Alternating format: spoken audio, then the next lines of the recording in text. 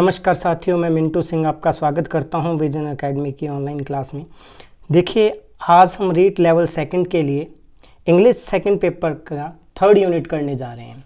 Third unit में आज हम करेंगे लिटरेरी टर्म्स। तो सबसे पहले देखिए हम करेंगे एलिजी। तो पहले डिस्कस करते हैं एलिजी होती क्या है। An elegy is a sad song generally composed on the death of someone. Elegy एक तरह का सैड सॉन्ग है जो किसी की मौत पर लिखा जाता है। An elegy is a sad song generally composed on the death of someone. जब किसी की मौत पर कोई गीत कंपोज किया जाता है, लिखा जाता है, तो उसको हम क्या देते हैं, एलिजी।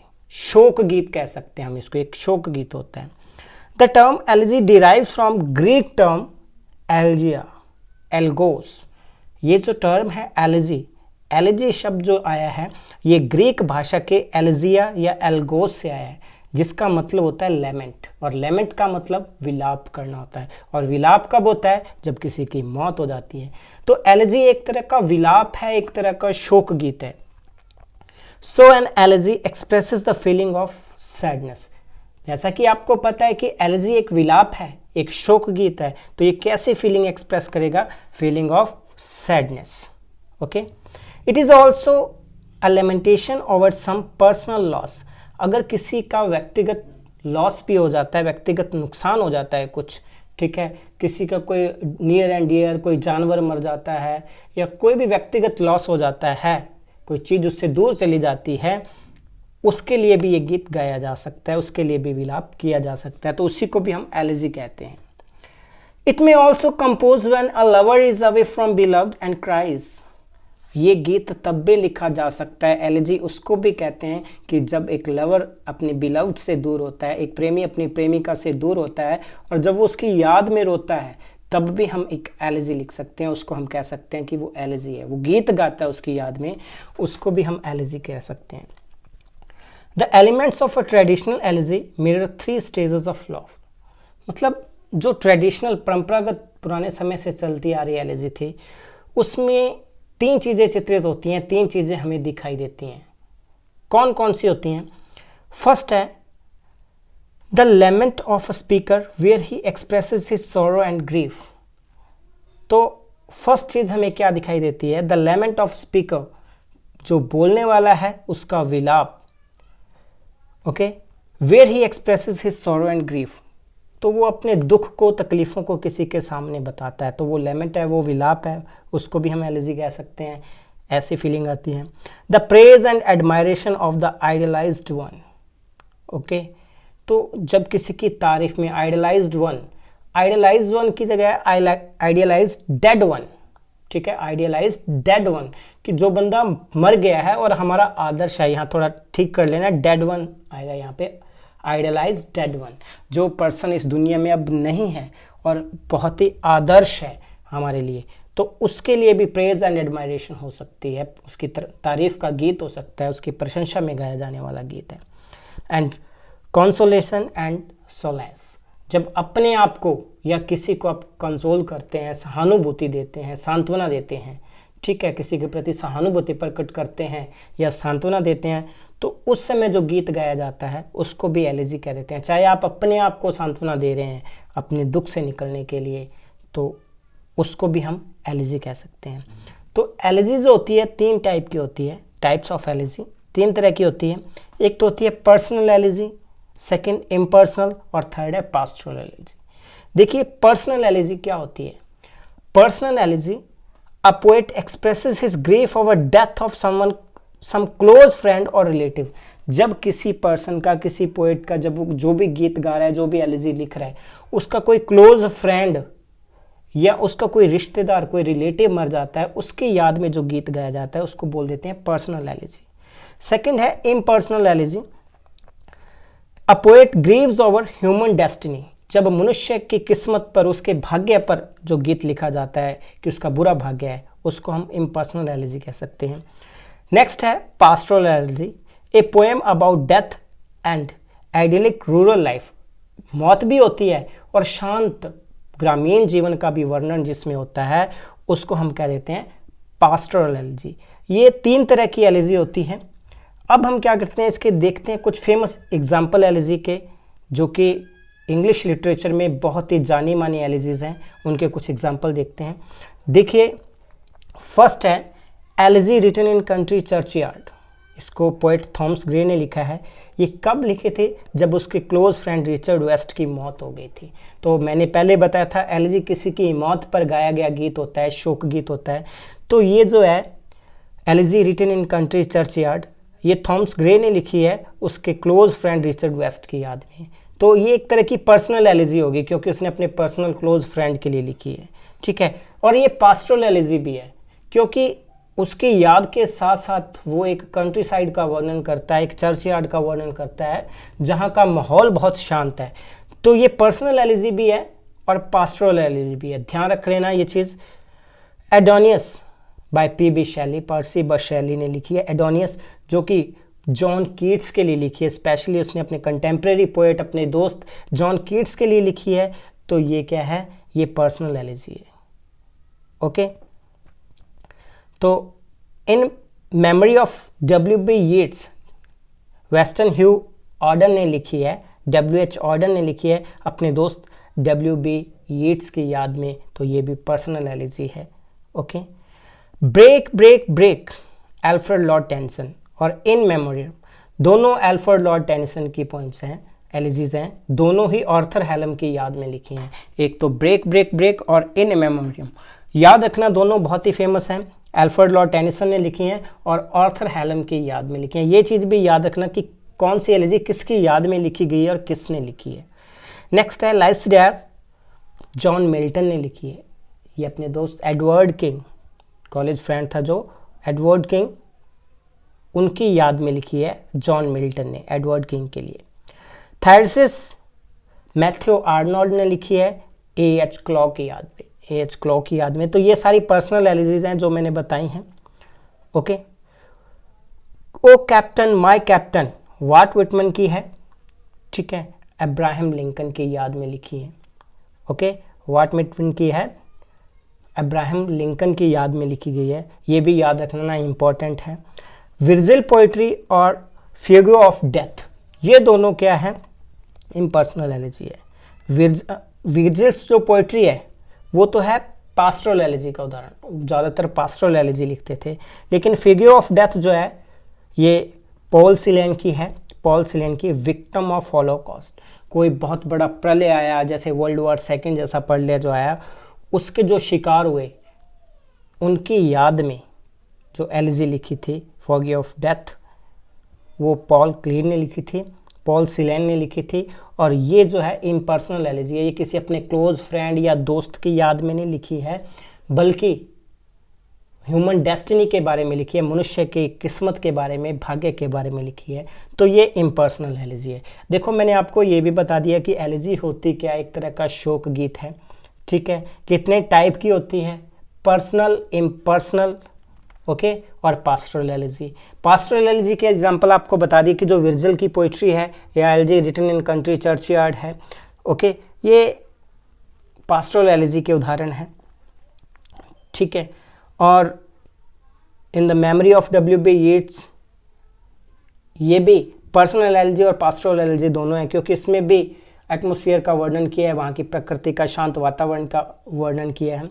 तो इस तरीके से आपको मैंने तीनों टाइप की एलिजी बता दी और एग्जाम्पल आपको बता दिए हैं। ये जो 10 लिखी हुई हैं एलिजीज, इनको अच्छे से याद रखना क्योंकि क्वेश्चन किसी पे भी बन सकता है। इन्हीं में से पूछा जाता है कि एलिजी किसके द्वारा लिखी गई है, ठीक है, और किसकी याद में लिखी गई है। बहुत ही इंपॉर्टेंट है ये याद रखना, इसलिए इसको याद रखना।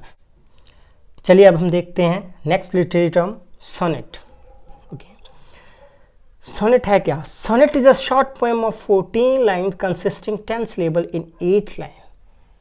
Sonnet is a short poem of 14 lines, 14 लाइनों की छोटी सी कविता होती है, उसको हम सोनेट बोल देते हैं। और consisting 10 syllable in each line, mostly iambic pentameter में लिखी होती है और हर लाइन में 10 syllables होते हैं, ओके, और 5 मीटर्स होते हैं, इसलिए उसको आयम्बिक पेंटामीटर बोल देते हैं। तो मोस्टली 10 syllable होते हैं इस लाइन में। It has a fix rhyme scheme and meter, इसकी एक फिक्स राइम स्कीम होती है और फिक्स मीटर होता है। ऐसा नहीं है कि फ्री वर्स में या ब्लैंक वर्स में लिखी हो, इसका मीटर भी होता है और इसकी एक राइम स्कीम है जो ऑलरेडी पहले से फिक्स है कि इसी राइम स्कीम में लिखी जानी चाहिए, तो उसको हम सोनेट बोल देते हैं। It is usually written in iambic pentameter, सामान्य तौर पर ये आयम्बिक पेंटामीटर में लिखी जाती है, मतलब 10 सिलेबल 5 मीटर्स होंगे तो पेंटामीटर कहलाएगा, उसको आयम्बिक पेंटामीटर कह देते हैं।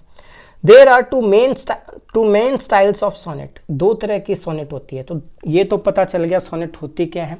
सोनेट 14 लाइनों की कविता है, हर लाइन में 10 सिलेबल होते हैं, आयम्बिक पेंटामीटर में लिखी होती है और दो तरह की मेन सोनेट होती है, ठीक है। दो टाइप की सोनेट है। फर्स्ट है इटालियन और पेट्रार्कन सोनेट, जिसको हम मिल्टॉनिक सोनेट भी कह सकते हैं। इटालियन और पेट्रार्कन सोनेट और मिल्टॉनिक सोनेट भी कह देते हैं। देखो इसके 3 नाम क्यों हैं, कैसे हैं, वो हम देखते हैं। द इटालियन और Petrarchan sonnet was named after Petrarch, इस सोनेट का नाम जो पेट्रार्कन सोनेट या इटालियन सोनेट लिखा गया है, ठीक है, तो वो पेट्रार्क के नाम पर लिखा गया है। मोस्टली ये 1304 से 1374 तक रहे थे। A 14th century writer and best known poet to use this form of poetry. देखो पेट्रार्क जो थे, पेट्रार्क ने इस फॉर्म ऑफ पोएट्री को यूज किया था, इस तरह की पेट्रार्कन सोनेट या इटालियन सोनेट को यूज किया था। कौन सी फॉर्म थी बताता हूँ, उस फॉर्म को यूज किया था, इसलिए उसी के नाम पर इस सोनेट का नाम पेट्रार्कन सोनेट पड़ गया। Okay, this form was developed by Italian poet Guittone of Arezzo. ये जो Italian poet Guittone of Arezzo था, इसने डेवलप की थी। वास्तव में ये जो फॉर्म इटालियन सोनेट या पेट्रार्कन सोनेट शुरू की थी वो गियोटनी ऑफ अरिज़ो ने की थी।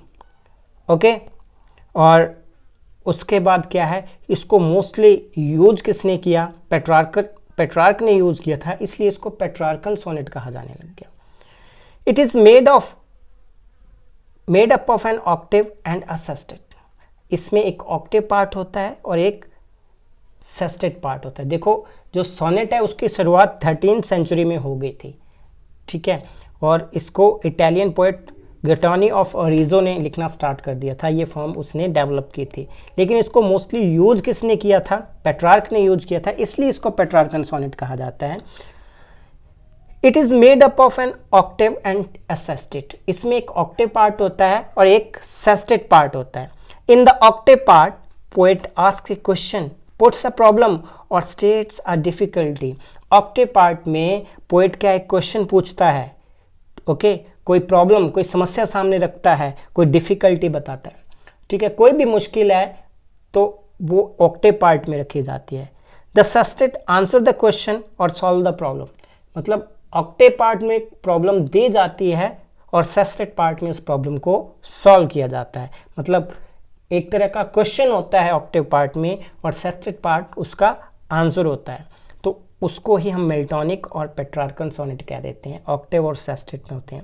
अभी आगे देखेंगे एग्जांपल कैसी होती है Petrarchan sonnet. The rhyme scheme of Petrarchan sonnet is A B B A B B A. जो ऑक्टेव पार्ट होता है, 8 लाइनों की जो राइम स्कीम होती है वो ए बी बी ए होती है ऑक्टेव की, और सेस्टेट पार्ट की होती है C D E. Okay, Milton also use this form of poetry so it is known as Miltonic sonnet. देखिए इसी रूप में मिल्टन ने अपनी सोनेट्स लिखी थी, तो इसलिए इसको मिल्टॉनिक सोनेट भी कहा जाने लग गया। ओके, तो पहले पेट्रार्कन ने इस फॉर्म को यूज करना स्टार्ट किया था, ठीक है, तो शुरुआत तो गियोटनी ऑफ अरिज़ो ने की थी, लेकिन पेट्रार्क ने ज़्यादा यूज किया तो पेट्रार्कन पड़ गई, फिर मिल्टॉनिक सोनेट भी कहने लग गए। तो अब देखते हैं कैसी होती है मिल्टॉनिक सोनेट। ओके, तो ये जो फॉर्मेट आप देख रहे हैं, ये जो सोनेट लिखी हुई है, ठीक है, on his blindness, John Milton के द्वारा लिखी गई है, तो ये मिल्टॉनिक सोनेट का ही एग्जाम्पल है। देखिए कैसे, इसमें 2 पार्ट हैं, एक तो है ऑक्टेव पार्ट और एक है सेस्टेट पार्ट। तो ध्यान से देखिए आप, ऑक्टेव पार्ट जो ऊपर 8 लाइनें लिखी हुई हैं, इसमें पोएट ने एक प्रॉब्लम बताई है। प्रॉब्लम क्या है कि वो ब्लाइंड हो गया है और अब वो क्या है कि पोइट्री नहीं लिख सकता, तो भगवान ने उसको टैलेंट दिया था, उस टैलेंट को यूज़ नहीं कर सकता। तो ये कंप्लीट पोएम मैंने एक्सप्लेन की हुई है, देख लेना आप एक बार। तो इसमें एक प्रॉब्लम रेज की गई है ठीक है। और सेस्टेट पार्ट में उस प्रॉब्लम का सोल्यूशन बताया है कि अब ज़रूरत ही नहीं है उसको, क्योंकि अगर भगवान ने उसे पोइट्री लिखवानी थी तो उसकी आंखें नहीं छीननी थी। तो एक तरह की प्रॉब्लम, एक तरह का क्वेश्चन पुट किया हुआ है ऑक्टेव पार्ट में, और सेस्टेट पार्ट में उसका सॉल्यूशन है, ठीक है, उसका आंसर है। तो ये पोएम कौन सी है, ये सोनेट कौन सी है? पेट्रार्कन सोनेट, इटालियन सोनेट और मिल्टोनिक सोनेट। एक ही फॉर्मेट जो फॉर्म है उसके तीनों नाम है, ध्यान रख लेना, कंफ्यूज मत हो जाना, ठीक है। अब बात करते हैं इसकी राइम स्कीम की। तो आप राइम स्कीम देख सकते हैं, ऑक्टेव पार्ट के लास्ट में राइम स्कीम लिखी हुई है A B B A B B A. Octave part में आप देख सकते हो A B B A B B A, और सेस्टेट पार्ट में सी डी ई। तो ये इसकी राइम स्कीम होगी। तो ये था हमारा मिल्टोनिक सोनेट, इटालियन सोनेट का एग्जाम्पल। इस तरह की जो सोनेट होती है उसको हम बोल देते हैं पेट्रार्कन सोनेट। ओके, चलिए अब हम देखते हैं इसकी नेक्स्ट फॉर्म, दूसरा रूप। ओके, अब हम देखते हैं second type of sonnet, English sonnet और शेक्सपियरियन सोनेट। तो इंग्लिश सोनेट या शेक्सपियरियन सोनेट जो कहते हैं, वो कहते हैं the sonnet was first brought to England by Thomas Wyatt and Henry Howard the Earl of Surrey. ये ध्यान रख लेना, दोनों नाम याद रखना आपने। The sonnet was first brought to England by Thomas Wyatt and Earl of Surrey Henry Howard.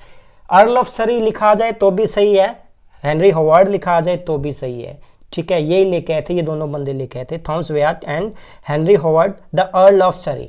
मतलब किसी प्रांत का ये राजा था, अर्ल था, उसको कह सकते हैं। तो in the 16th century England में सोनेट आई है 16वीं शताब्दी में। हालांकि सोनेट की शुरुआत 13वीं शताब्दी में हो गई थी, पेट्रार्क ने 14वीं शताब्दी में लिखना स्टार्ट कर दिया था, बहुत ज़्यादा सोनेट्स लिखी थी। अब क्या है, नेक्स्ट 16th सेंचुरी में 16वीं शताब्दी में इंग्लैंड में आ गई सोनेट। कौन लेके आया? Thomas Wyatt and Henry Howard the Earl of सरी।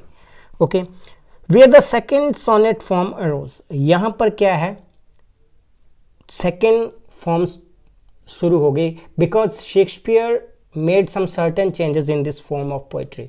विलियम शेक्सपियर ने इस फॉर्म में क्या है, थोड़े से चेंज किए थे जब अपनी पोइट्री को लिखने के लिए, इस सोनेट के फॉर्मेट को थोड़ा सा चेंज किया। ले तो आए थे अर्ल ऑफ सरी और थॉमस वेयार्ड, ओके, हेनरी होवार्ड और थॉमस वेयार्ड ले तो आए, तो वो एज इट इज़ लेके आए थे, लेकिन विलियम शेक्सपियर ने क्या किया, इसमें कुछ चेंजेस किए। द इंग्लिश और Shakespearean sonnet was named after William Shakespeare who most believed to be the best writer to use this form। तो विलियम शेक्सपियर जो है वो बेस्ट राइटर है, बेस्ट सोनेट राइटर है जिसने इस फॉर्म को यूज़ किया, क्योंकि उन्होंने कुछ सर्टेन चेंज करके एक फॉर्म बनाई थी, उसी फॉर्म को यूज़ किया, ठीक है। थी वो 14 लाइनों की कविता है, लेकिन उसमें थोड़े चेंजेस कर दिए थे। In this form of sonnet octave and sestet were replaced by 3 quatrains and 1 rhyming couplet. इस फॉर्म ऑफ सोनेट में क्या किया विलियम शेक्सपियर ने, क्या किया कि जो ऑक्टेव और सेस्टेट पार्ट थे, 2 पार्ट थे, उनको रिप्लेस कर दिया किससे, 3 क्वार्टेन, 4-4 लाइनों के छंद बनाए, 3 क्वार्टेंस, और 1 कपलेट बनाया जिसको दोहा बोल देते हैं। लास्ट में वो राइमिंग कपलेट था, मतलब 12 और 2 14 लाइनों की कविता रह गई, 3 क्वार्टेन एंड 1 कपलेट हो गया इसमें। Instead of Italianic break between octave and sestet, the break comes between the 12th and 13th line। देखो इटालियन सोनेट में क्या था, ऑक्टेव और सेस्टेट में एक ब्रेक आता था, जिसमें ऑक्टेव में प्रॉब्लम होती थी और सेस्टेट में उसका सॉल्यूशन होता था, बीच में एक छोटा सा ब्रेक आता था, मतलब आइडिया बिल्कुल टूट जाता था, ठीक है, चेंज हो जाता था आइडिया उसमें। तो क्या है, शेक्सपियरियन सोनेट जो थी इसमें ब्रेक आया 12वीं लाइन के बाद, 3 क्वार्टेन कंप्लीट होने के बाद लास्ट के 2 लाइनें जो थी, कपलेट जो था, उसमें ही इसेंस होती थी, उसमें ही सार होता था जो थॉट वो एक्सप्रेस करना चाहता है। The end couplet is often main thought change of the poem. मतलब इसका एंड कपलेट जो था वो दोहा था, उसमें पूरी पोएम की थॉट बदल जाती थी। ओके, इस तरीके के उसने चेंजेस किए कि जो लास्ट के 2 कपलेट है वो पूरी पोएम के थॉट को बदल के रख देगा। And it has an epigrammatic ending, मतलब इसकी एक एपिग्रामेटिक एंडिंग होती थी। एपिग्रामेटिक का मतलब कोई ना कोई मैसेज दिया होता था। लास्ट का जो दोहा था उसमें कोई ना कोई मैसेज देता था पोएट, उसी को बोल दिया जाता है epigrammatic ending. It follows the rhyme scheme A B C D E F and G. देखो इसमें जो 3 क्वार्टन थे 4 लाइन के, उनकी 3 की क्या थी, अलग अलग राइम स्कीम थी। ठीक है, ए बी सी डी, मतलब स्वतंत्र रूप से अलग अलग राइम स्कीम होती थी। ओके, और लास्ट का जो कपलेट था, लास्ट का जो दोहा था, उसकी राइम स्कीम सेम होती थी जी। ठीक है, तो ये थी इसकी राइम स्कीम। आगे हम देखेंगे इसका example. William Shakespeare wrote 154 sonnet in this form, मतलब इस फॉर्म में विलियम शेक्सपियर ने नियर अबाउट 154 सोनेट्स लिख दी, इसलिए इसको शेक्सपियरियन सोनेट कहा जाने लगा, क्योंकि इतनी ज़्यादा सोनेट इसी फॉर्म में लिखे हैं विलियम शेक्सपियर ने, तो इसको शेक्सपियरियन सोनेट कहा जाने लग गया। तो इसके अब देखते हैं किस तरीके से फॉर्म होती है, किस तरीके से ये शेक्सपियरियन सोनेट या इंग्लिश सोनेट होती है। देखिए आप चार लाइनों की आपको 3 क्वार्टरन दिखाई दे रहे हैं इनमें। ठीक है, ये 3 क्वार्टरन है जिसमें 4 लाइन्स हैं, और इनकी राइम स्कीम देखिए आप, A B C D, okay, E F, और लास्ट का जो क्वार्टरन आएगा उसकी राइम स्कीम क्या है, जी। अब देखिए इसमें क्या है, सारी थॉट प्रोसेस कहाँ चेंज हुई है लास्ट के 2 कपलेट में। फर्स्ट के जो 3 स्टैंजाज हैं 4 लाइन के 3 क्वार्टरन्स हैं, इन क्वार्टरन्स में पोएट एक क्वेश्चन पुट करता है कि क्या मुझे, फॉर हिज बिलव्ड एक क्वेश्चन पुट करता है कि क्या मुझे तुम्हारी कंपैरिजन डिफरेंट थिंग्स कहता है कि समर डे से, ठीक है, बर्ड्स ऑफ मे से, ठीक है, हेवन से, इन चीज़ों से मुझे तुम्हारा कंपैरिजन करना चाहिए। तो फर्स्ट 3 क्वार्टर में बहुत डिफरेंट थिंग्स हैं जिनके साथ वो कंपेयर करना चाहता है बिलव्ड का, लेकिन लास्ट का जो कपलेट है, इसमें लास्ट के कपलेट में वो आइडिया अपना चेंज करता है, क्योंकि बस वो ये बता देता है कि जब तक ये पोइट्री पढ़ी जाएगी लोग तुम्हें याद करेंगे। ठीक है, जब तक ह्यूमन एग्जिस्टेंस है, मानव का अस्तित्व इस दुनिया में है, तब तक लोग तुझे याद करेंगे, किसी से कंपेयर करने की ज़रूरत नहीं है। ठीक है, जब तक लोग सांस लेंगे, लोग जिंदा हैं, देखेंगे, ठीक है, और तुम्हें याद करते रहेंगे, तुम्हें किसी चीज़ से कंपेयर करने की ज़रूरत नहीं है। तुझे मेमोरेबल, बिलव्ड को कहता है कि तुझे मेमोरेबल बनाने के लिए किसी चीज़ को से कंपेयर करने की ज़रूरत नहीं है। तो कुछ लोग मानते हैं बिलव्ड को कहा गया है, कुछ लोग कहते हैं अपने यंग फ्रेंड को कहा गया है। तो कुछ भी, अपने को तो फॉर्म देखनी है, तो फॉर्म में आप क्लियरली देख सकते हैं कि 3 क्वार्टरन्स हैं, A B C D E F and G. Last में एक कपलेट है, तो इसको हम बोल देते हैं शेक्सपियरियन सोनेट और इंग्लिश सोनेट। तो नेक्स्ट लिटरेरी टर्म के साथ मिलते हैं नेक्स्ट क्लास में। Thank you very much for giving your precious time.